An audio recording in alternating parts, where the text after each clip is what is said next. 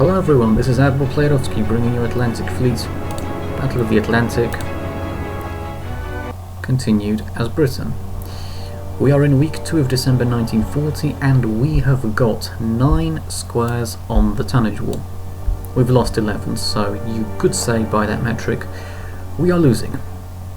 But we're not going to go down without a fight. So we have warships in Iceland. That terrifies me. What are we going to do then? Well, once again we're going to have to beef up everything around here. Which of you has got more torpedoes? Oh, you've both got the same amount, but you've got more shells. Alright, fine. Let's send the Ilex up. And let's send the Beagle down here. Right, that way we've got a certain level of protection as well. Should we send a submarine in here to potentially flush out? Go on, I'll send the Triton across. Is Triton in a state to be sent across? Yeah, 16 torpedoes. We should be able to do something with that. Right, is this what I think it is? No, or at least not yet. Norwegian Sea, Allied merchant attacked by submarines. 47,850 tons of merchant shipping sunk in week 2 of December 1940. Bay of Biscay, Allied bombers attacked the naval base at Brest and Lorient, causing light damage. Current repairs delayed by 2 turns in week 2 of December 1940. Right, should we send some destroyers across to Norway? Go on, let's do that. So active is a little bit damaged. Blanche and Velux will send across. See what's going on over here. No sign of the warships from Iceland just yet. Oh, it's probably, yeah, from Norway up to East Greenland. Fair enough. I believe this is our first engagement in this episode. It is in the East Greenland Sea in sunny weather in week 2.5 of December 1940. It's the destroyer Brazen, and she is escorting a convoy of merchant ship T2 tankers, large freighters and C2 freighters. This convoy has come under attack in the afternoon from the submarine U-185. U-185 with the initiative. Right, torpedoes fired straight away at one of the merchants, but we've got a destroyer that's relatively close by, so stand by the torpedo tubes already, immediately. Oh yes, oh yes. No air support, but we don't need it on this occasion. We have got 5 torpedoes. We've already dropped one in. No messing about. They're not messing about, but at the same time, neither are we. I suppose... Go on, I'll have you go forwards. I'll have you turn away. Just looking for the one that's in a huge amount of bother. Suppose you can turn away that way. You're in trouble. Oh, in trouble, that's what you are. Backwards and hard to starboard, hopefully that saves us just about. Flank and a sort of shallow turn to starboard, hopefully that clears that. C2 freighter is over there, so you just go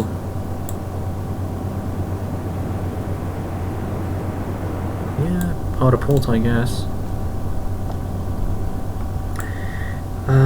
how are you doing, the T2 tanker? Yeah, also go hard points. Here we go.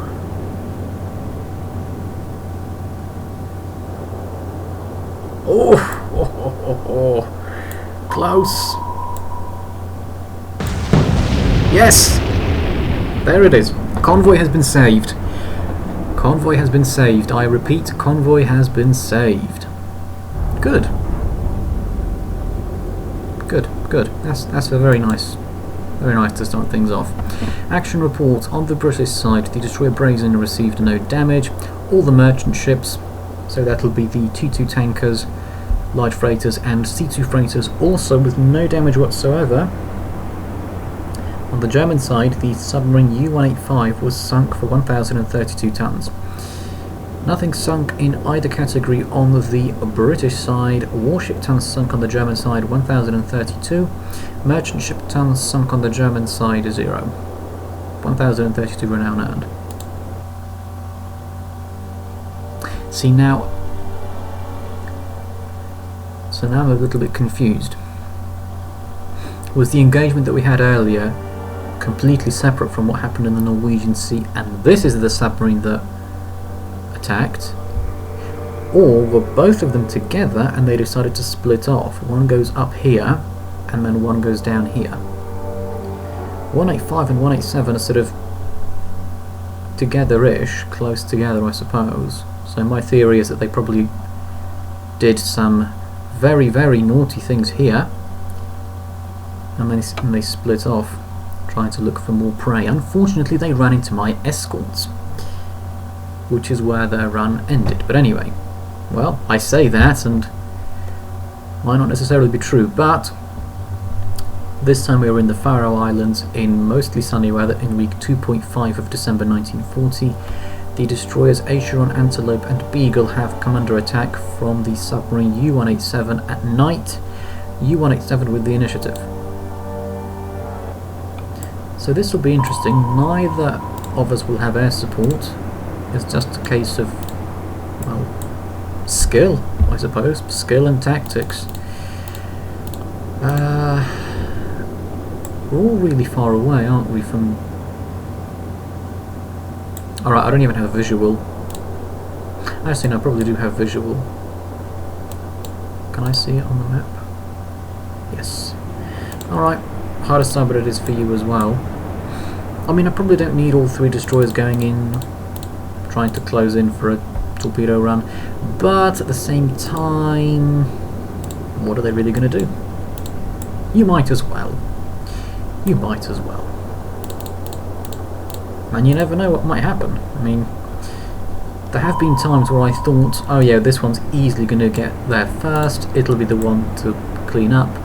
And then what happens is it gets one torpedo fired, 2, 3, 4, and then it has to basically go away a long way, and the job ends up being done by a different ship. So that's why I just, you know, send everyone in. Yes, it's too much, but you never know what might happen. I know this is just one submarine, so I'm not exactly in danger of being swamped completely by torpedoes, but you never think that you will be. Actually no, you rarely think that you will be, because if you've got 4, 5 or even 6 submarines in the area firing torpedoes at you, then yes, you can... I wonder if there'd be a person out there who genuinely, faced in that situation, would say, yeah, this is fine, I'm not going to get swamped and overwhelmed. I wonder if there is such a person out there. At what point do you become, like, at what point would you say that you start to have a risk of being overwhelmed by torpedoes? Like, is it with 1, 2, 3, 4, 5, 6 submarines? At what point do you sort of start to, you know, think to yourself, all right, this could get very nasty for me if it doesn't play out well. If it doesn't go as it should, it could get very nasty very quickly. Everyone has you on the sonar, by the way. So, just to let you know now.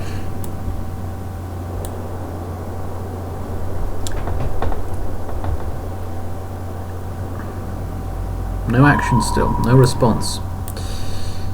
Right, well. Hard to starboard, stand by the torpedo tubes. 3,800 yards. Very much the typical sort of range that we like to fire the torpedo at. Drop and splash at night. Oh. Cheeky drop and splash at night. How far away are we now? 6,000, thereabouts. And you're almost 8,000 away. This is more of a formality type of deal now. Another torpedo has been fired. Too little too late, and it's... well, it's been fired incorrectly as well. So there goes U-187, sunk. If you were the one who attacked my convoy in the Norwegian Sea, serves you right. If you weren't, then you would have attacked a convoy somewhere anyway, so it was a preemptive thing. Action reports. On the British side, the destroyers Acheron, Antelope and Beagle received no damage. On the German side, the submarine U-187 was sunk for 1,032 tons. Nothing sunk in either category on the British side. Warship tons sunk on the German side, 1,032. Merchant ship tons sunk on the German side, 0. 1,032 renown earned.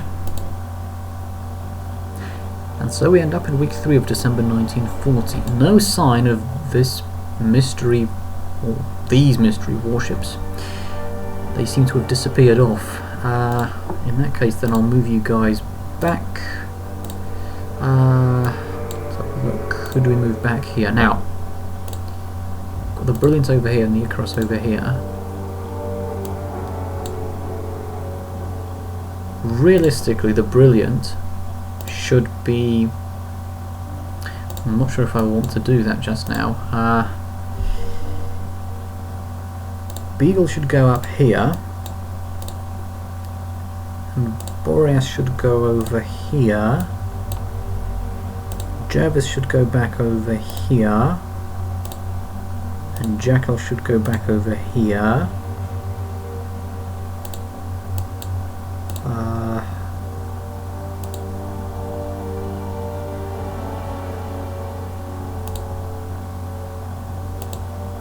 Yeah, this is fine so far.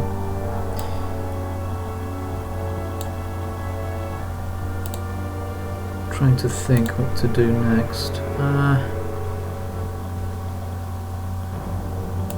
Maybe a temporary sort of arrangement, perhaps. Ilex can maybe go temporarily in here, so that Icarus can temporarily go here, so that the Vanquisher can permanently return here.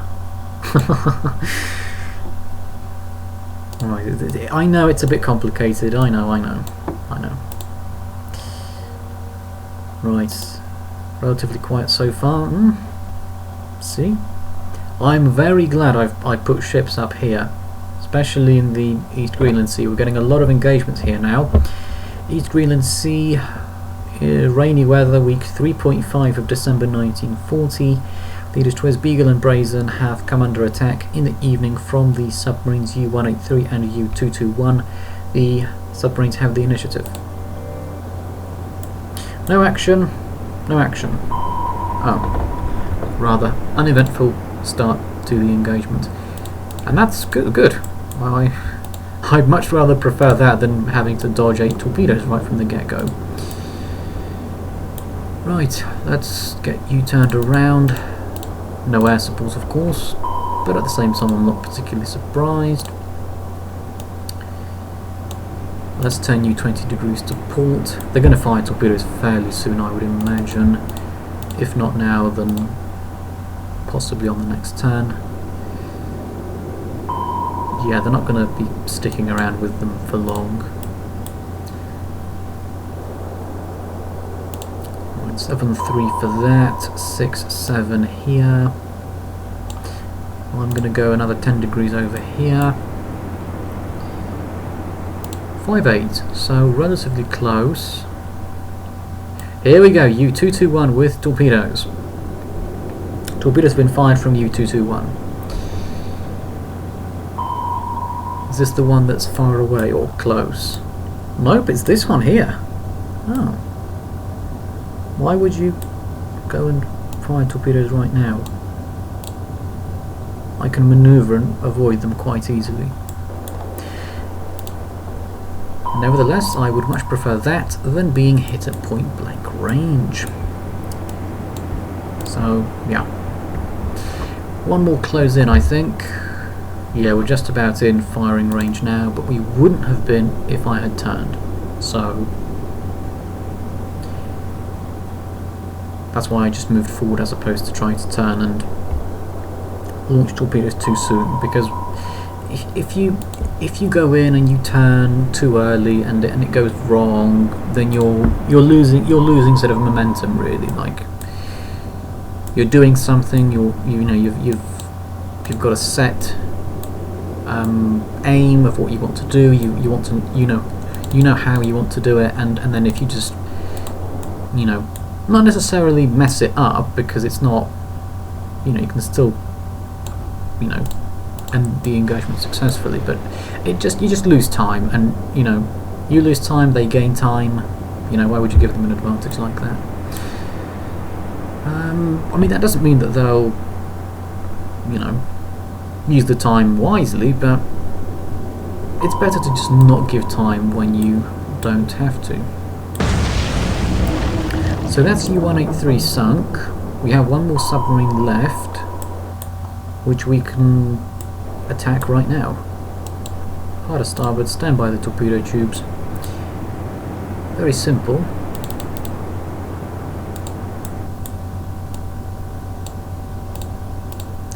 Drop and splash, and that should be an end of it. Oh, yeah, you just any torpedoes? No, just move forwards then. Safe. Torpedoes have gone. Now you see, we've been through this many times already. It's not quite what you need to do at this point. What you need to do at that point is basically to dive and wait for the destroyer to come to you. But if the AI was that smart, I don't think you could win it at that point. It would truly be impossible at that point, I think. Except for like a select few. I'd definitely struggle then. But anyway, action report. On the British side, the destroyers Beagle and Brazen received no damage. On the German side, the submarine U-183 was sunk for 1,032 tons. The submarine U-221 was sunk for 800 tons. Nothing sunk in either category on the British side. Warship tons sunk on the German side, 1,832. Merchant ship tons sunk on the German side, 0. 1,832 renown earned. Right, straight from one into another. In the North Atlantic, in sunny weather in week 3.5 of December 1940, the destroyers Brilliant and Jackal have come under attack in the afternoon from the submarine U-208, with the U-208 having the initiative. So no action from U-208 to start the engagement, and that's probably because we're about 10,000 yards away. I mean, realistically, the only thing you could do at that point is literally to surface and try and do something with the deck gun, but the AI isn't that aggressive. I think the AI won't surface with a submarine unless there are no warships. And seeing as there are 2 warships in the area right now, I don't see the AI surfacing. Although maybe you've had a different experience. Maybe I don't know. I'm going to assume the AI is the same in every game. Otherwise, it wouldn't really make sense as to why one person might have a very aggressive AI and one person might have a very passive AI. But just wondering if you've ever had a submarine surface whilst you still had a warship in the area. I do remember one time during one of my playthroughs, which obviously wasn't recorded, but I do remember one time I don't remember how it happened. I'm not sure if it was a point-blank range shot that sank my destroyer, or destroyers, or if it was something else, but I do remember, you know, one time that what happened was I was escorting a convoy and the warships were all lost, and then the submarine surfaced and was just, you know, very speedy all over the place, really finishing the convoy off quickly at that point. Combination of deck gun and torpedoes, I believe. That's how it was. But the main thing I wanted to get across was that it surfaced, which is quite rare. Usually I mean in this series, for example, we've never had a submarine surface. Then again, I don't give much of an opportunity to the submarines to do anything at all. So, yeah. Action report. On the British side, the destroyers Brilliant and Jackal received no damage. On the German side, the submarine U-208 was sunk for 800 tons. Nothing sunk in either category on the British side. Warship tons sunk on the German side, 800. Merchant ship tons sunk on the German side, 0. 800 renown earned.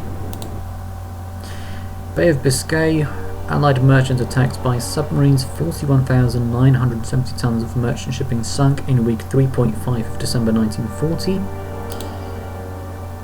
Oh, hello. Oh, that's nice. We have an engagement in the Canary Islands in partially sunny weather in week 3.5 of December 1940. The heavy cruiser Exeter with light damage and the destroyer Bulldog with no damage are escorting a convoy of merchant ship, C2 freighters, C3 freighters and a large freighter. And we have intercepted, we've stumbled upon, we're attacking the destroyer Z-23 in the morning. We have the initiative. Quite a rare occurrence. Hello Exeter, it's been a while. I'm not even going to turn with the Exeter. No, you literally Exeter, you carry on as you are. Broadside ready for the Z-23. 18.9 is suggested. We'll go 18.9.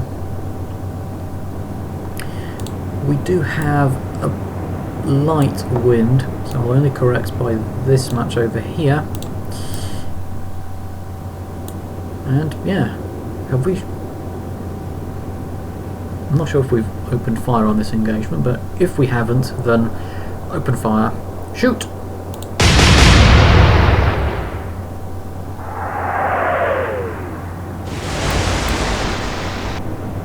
Right, Bulldog can basically sit this one out. You can have the rest of the convoy turn and sort of try and get out of here in general. Z-23. What are you going to do? Oh, they've straddled me already. Already straddled the Exeter. You can straddle all you want, but it's not going to be enough to save you from what will happen. Can a Z-23 class destroyer sink the Exeter? An undamaged Exeter, that is. I mean, if the Exeter's crippled and basically sinking already, then anything can finish the Exeter off at that point, but something that's like undamaged and that. Shoot!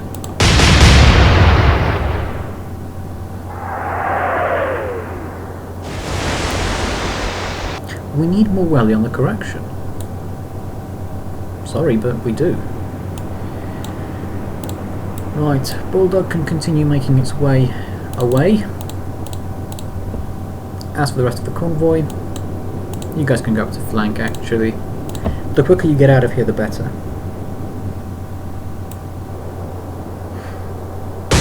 Z-23 turning, losing all but 2 of its guns, and firing long. Well, you don't want them to fire on target now, do you? Of course I'd much prefer it if they were long. 19.6 was apparently good, but it... I'm going to put the guns over here this time. For some reason this correction is seeming a little bit iffy. And yes, before you say it, I did check the settings. I'm using the correct ones. So no more, oh, I'm using the wrong settings excuse. I'm using the correct settings. Shoot.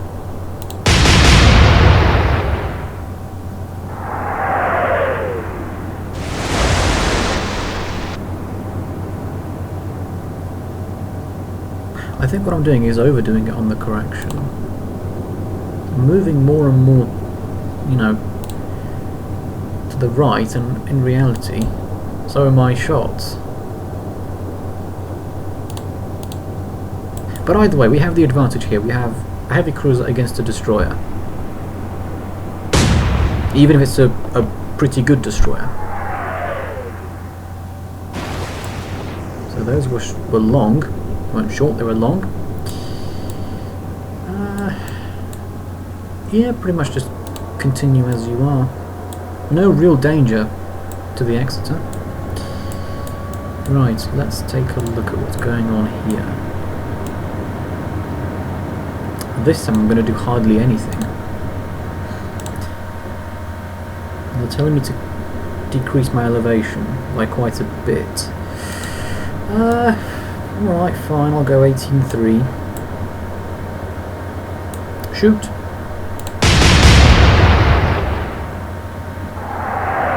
Go on. Here we go. First blood to the Exeter. Good job. Good job, yep. That's good. That's good. We've hit them. We've not hit them particularly hard, but we have hit them. I wonder what their response will be now.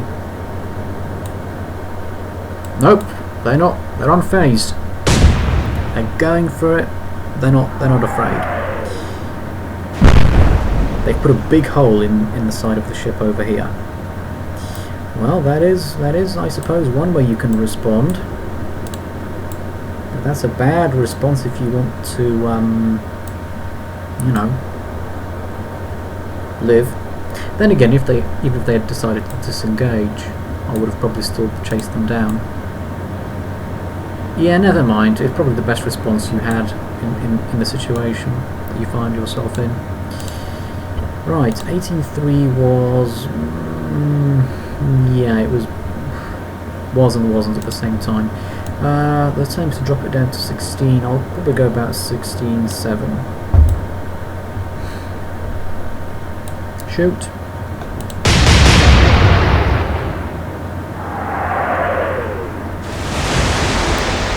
A little bit short. A little bit short on this one. You get in between the convoy to make sure there's no danger of collisions, and the rest of you can carry on as you have been, getting away from the danger zone. Oh, broadside. Not quite.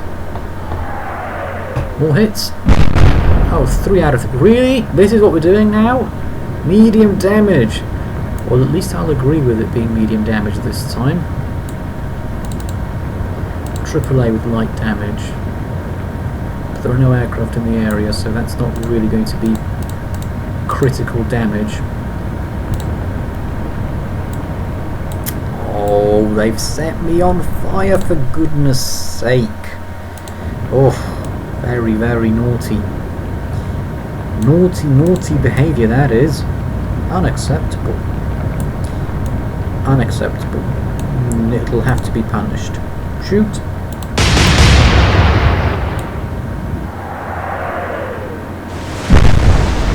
Well, I've set you on fire now as well. Yeah, how do you like that?